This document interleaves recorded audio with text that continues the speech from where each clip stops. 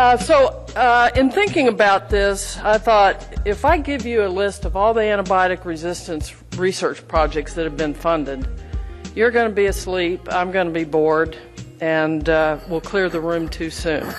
So instead of that, I'm going to try to look at kind of the scope of resistance projects that have been around and hopefully convince you to think a little differently about research and where we need to go forward. So knowing me, of being a OSU fanatic and a college football fanatic, I had to conjure up old Woody Hayes. But it's really funny because somebody gave me this slide and I thought, gee whiz, it kind of reminds me of antibiotic resistance. And it could be thought two ways, that we're so paralyzed in what we're doing in veterinary medicine and ag and animal health because we're persisting in a very defensive mode. Or I like to put more positive spins on it, that I'm going to keep persisting till I retire, which may be a while.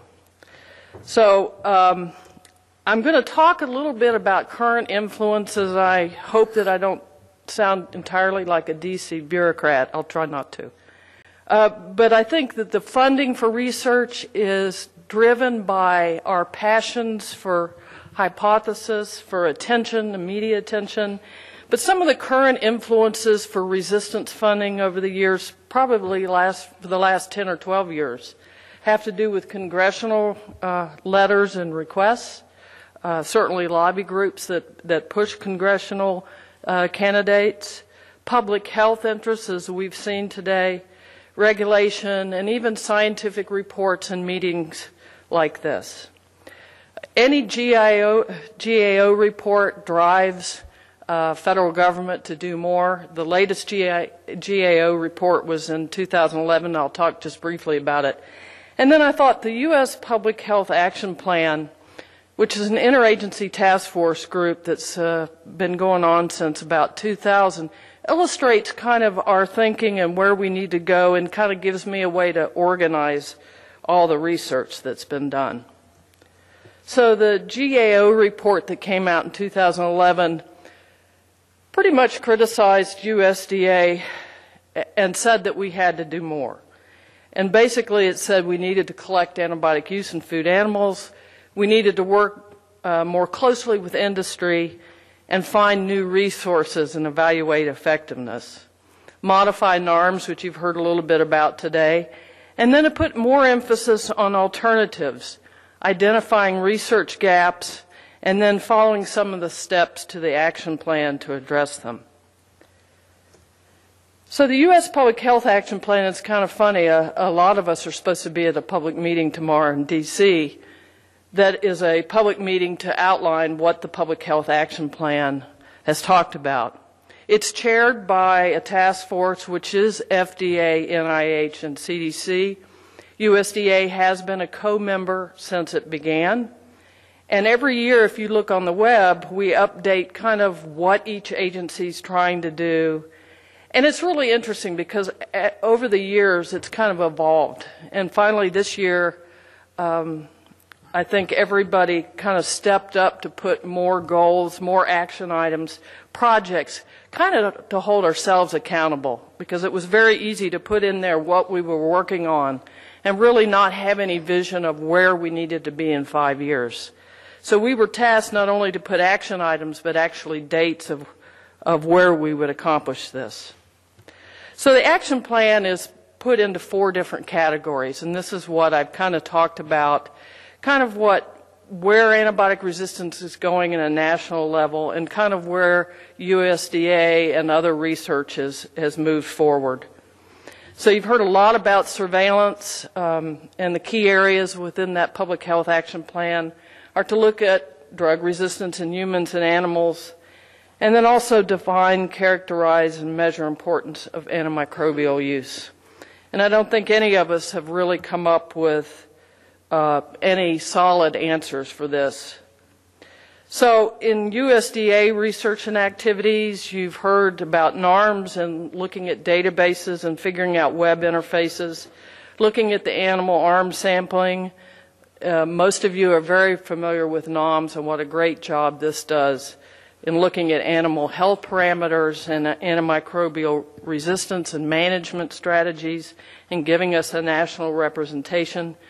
Some collaborations with universities, because I think, again, collaborations with universities among industry and government is a good thing.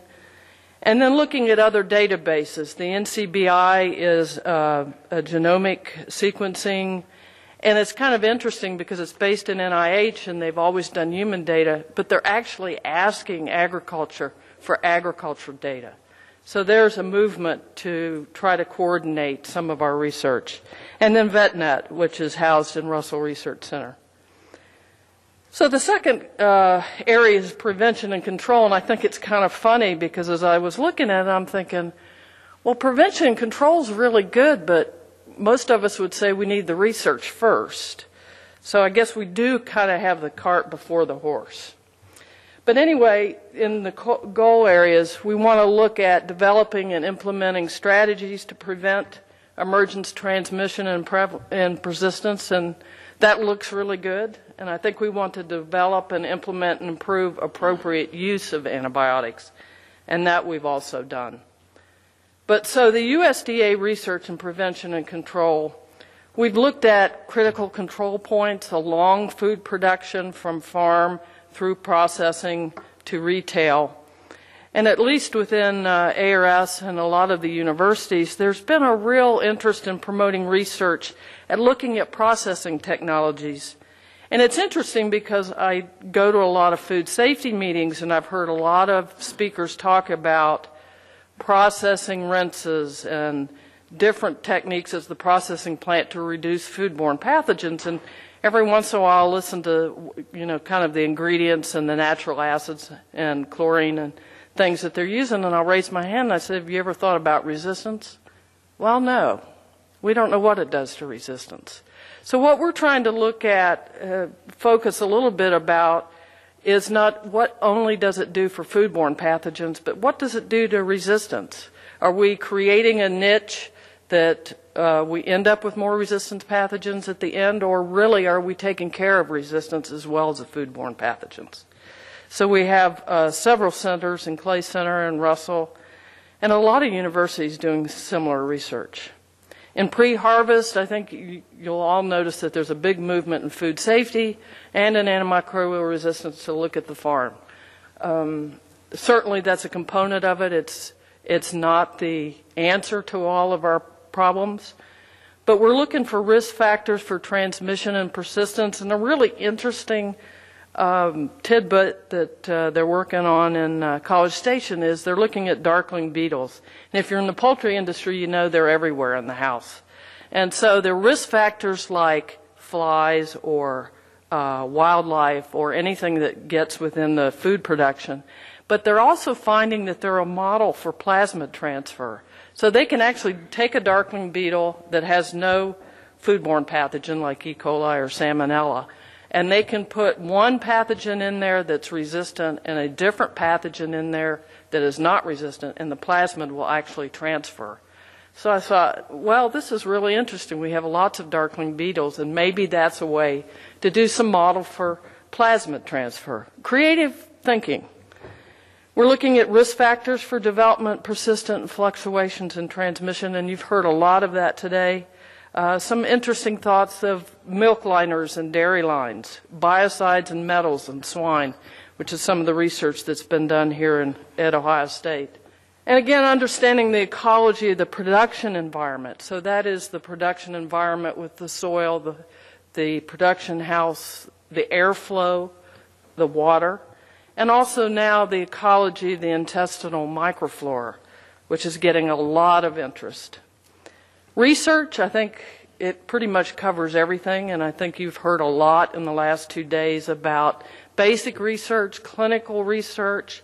How can we do research in veterinary clinics that might mirror what's being done in human clinics? There's a great program in the Veterans Administration where they actually screen all their patients that come in the door for MRSA. If they have it, they're isolated. And they've reduced MRSA in veteran affairs hospitals dramatically. Can we look at veterinary hospitals and figure out some kind of model for nosocomial infections or resistance? Epidemiology, and that's just to keep me going in epidemiology and some of my friends in their areas of research. And then looking at advanced research and development contracts to facilitate progress in drugs and vaccine candidates. Some of the general research topics that are out there, again, I started looking at the literature and trying to figure out what ARS does, what NIFA has funded, what universities are doing, and I just couldn't possibly list the amount of research being done. So I just basically listed some topics that I thought a lot of the research might fit. A lot of its prevalence, what's the resistance in the food production chain, on farm, in the slaughterhouse, on retail meat, and what does that mean? How do we characterize genotypes and phenotypes? What are the risk factors? Are there management factors that we can look at that will help us reduce resistance? A lot of research on transfer resistance and integrons and plasmids. I think the ecology and epidemiology of resistance, and you've heard a lot of thought-provoking talks on that. Antibiotic use, the areas of organic versus conventional versus free range, and what does that do not only for food safety but resistance, and changes in intestinal microbiota following different treatments. And I just picked one example because it's kind of a growing theme on looking at commensals and the microbiome in the gut. And it also illustrates the fact that NIFA has funded research in universities that also coordinates well with research that we do at ARS. And both of these researchers have looked at the gut microbiome over time with using growth-promoting antibiotics and how it alters the growth and composition of the microbiome. And some of the conclusions which might be useful for understanding why growth promoters work or don't work, that there is a real interaction between commensals and pathogens, that there's a shift among the members within the microbiome. And what was interesting was that the growth-promoting antibiotics actually increased the maturation of the microbiome, which might tell us how the growth-promoting antibiotic works, and that it's just not an isolated activity within the gut. That's an interaction between commensals shifting around for position and survival, and possibly foodborne pathogens. I think a lot more research will be done on this, on commensal organisms, and looking at how growth-promoting antibiotics and other antibiotics work in the gut. Product development, and this is really interesting because we've talked about this for 10, 12 years, and I don't know if we've really moved forward. We've talked about incentives, getting federal government, working with industry. And it's funny because if you look at the Public Health Action Plan tomorrow and the talk that the NIH is going to give, they have this whole big scheme of how they're linking small business funding with incentives, with developing new vaccines and new antibiotics. And I thought, wow, this is really cool. Of course, NIH has a lot more money. But we really haven't done anything like that in USDA, and yet we do have within NIFA small business grants, foundation grants, research grants, and maybe it's time to rethink how we fund research or how we go about it. Alternatives to antibiotics, I think everybody's heard a lot more about that in the last year, and it's interesting because we've done some of this in food safety over the last 10 years, but we've called it food safety research. So now to look a little better, we're going to call it alternatives to antibiotics. That was a joke. Okay. I'm not as good as Stuart. But looking at alternatives to antibiotics, I think part of it is not only doing the research, but rethinking what you're doing. You may be doing food safety research. You may be reducing foodborne pathogens. But at the same time, you're improving animal health, and you're looking at alternatives to antibiotics. if you're changing your management strategies, if you're looking at new genetic lines in poultry or in pigs, or using more immune modulators, then you're also looking at an alternative to antibiotic, because ultimately it will reduce the amount of antibiotics you use. Interventions, competitive exclusion. We have some products out there, bacteriophage, bacteriocins, natural ingredients. There's a lot of research being done with, I tease some researchers because I think they've fed cattle about anything that they can think of. So, but we've looked at citrus oil and citrus peel and cinnamon and beet pulp and metals, and yeah, I kind of laughed at them, but now we're looking to see that citrus oil actually works in cattle and turkeys. So I guess obviously I don't always know what I'm talking about, but so I mean there's a lot of possibilities there, and I think we're doing more than what we're giving ourselves credit for. The USDA NIFA, and I put this out here because the special research grant was a shift from funding $300,000 or $400,000 grants, which really isn't a lot of money, to bigger grants, $1.5, $1.8, $2 million. And I think it gives a project the ability to bring in more collaborators and also get some visibility. This one was funded last year, and it was looking at transmission of organisms by wildlife within the food supply, which seems a little odd. People would say, well, this is a food safety grant, but you're looking at wildlife. But if you look at the fact that we're looking at ecology and we're looking at an environment, and that access to wildlife, for instance, free-range pigs are now more exposed to wildlife, then we're looking at kind of a holistic approach to antibiotic resistance, how it might move from wildlife to livestock, and now how it may be spread to humans. And if you look at the grant, it's multidisciplinary, it's multi-institutional. And what was fascinating is, I said on one of the steering committee meetings, I mean, they have soil scientists, they have water microbiologists, they have the Public Health Agency, they have the EPA, and they have British Columbia in Canada, and the Wildlife Research Center. It was an amazing collection of expertise and multidisciplinary groups that we maybe haven't thought about before. But on the flip side now, as NIFA comes into 2012 and 2013, you'll see that the research for antimicrobial resistance is going down, in part because of the funding and maybe in part because of emphasis or attention. And although the letters of intent have already had to be in, they are funding antimicrobial resistance for mitigation strategies, but only for $800,000. And they're also covering antimicrobial resistance in produce, which probably won't cover much. And there's one other program that's called Ecology of Emerging Diseases, and I'll just give you an idea. There's, I think they had a letters of intent from 169 universities, and they're going to fund 6. The levels of funding are not going up, not for food safety, not for animal health, not for antimicrobial resistance. So lessons learned.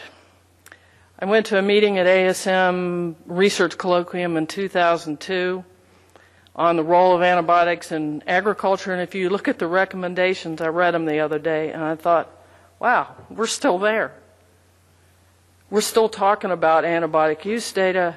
We're still talking about commensals and the impact of interventions and gene reservoirs and growth promoters being reevaluated and alternatives and collaborative rather than blaming environment. That's pretty sobering. So now what? And I think for those of you that are golfers, you might recognize the 18th hole at St. Andrews. So I thought about this a lot, and I'm not saying I have any answers, because I don't. But I sure would welcome some new, innovative, and creative thinking. What's a new model for funding research? Maybe it's, you've heard a lot about public and public-private partnerships and government and industry partnerships and putting funding together. We haven't really made it work too well, but that doesn't mean we can't. Is there a business model that we should think about in the government that we can find different ways to fund? We've spent a lot of time dealing with EU and international collaborators because they tend to have a little more money. They like our expertise. We can leverage our resources. Assess what we've already done. We've already done 10 and 15 years worth of research. What do we do different? Or what do we pick to really tackle? I called a friend of mine that does systematic reviews, and that's really looking at all the literature that's been published and all the research that's out there and identifying the data gaps. And they said to me, well, I don't even know what part of antibiotic resistance to even look at to do a systematic review. So how do we identify something that we can actually do that's not redoing something that we've done 10 years ago? Strengthening collaborative efforts and integrating basic and applied research with population-based studies, I think it's essential. I put, again, you'll laugh, but epidemiology, because I find that if we get population-based studies with the laboratory-based studies, we both win. We both win as epidemiologists and microbiologists in looking at antimicrobial resistance and food safety and animal health. And maybe looking at a design or an infrastructure in place before the event. We've all looked at Denmark and when they banned growth promoters and what happened, and we've listened to their talks. There's a lot of comments and flurry of activity. Are we going to ban growth promoters in the United States? And I've said to several people, well, if it happens, or if we think it's going to happen, wouldn't it be really cool if we had a design in place in the United States that we could collect data from the time it happens so that we could really show the impact of a ban of growth promoters in this country? Everybody says, well, that's a really good idea. But probably if it would happen, we'd all be scrambling trying to figure out how do we measure the impact of that. Again, I don't have any ideas, and I've thought about this a long time and just really wanted to bring out thoughts to challenge your thinking. And what's really fascinating is I was thinking about the fact that, at least for most of us, we feel like we're always pushing this up the hill. And we've been doing it for 10 or 15 years, and I spent some time last night trying to find a rock that's coming down the hill. Because I thought, well, you know, maybe that's a different way of doing it. And it's funny because I saw models on there from human and social development that said, actually, if you roll the rock down the mountain, it stirs deliverables, it creates energy. So maybe instead of pushing the rock up the hill, we should think about rolling it down. And finally, I'll just leave you with, I think, the message that you've heard a lot from people today, is that we really have to change our way of thinking in solving some of the problems that we've created. I don't have the answers, but I really think that somehow we need to rethink what we're doing and where we go in the next 5 to 10 years.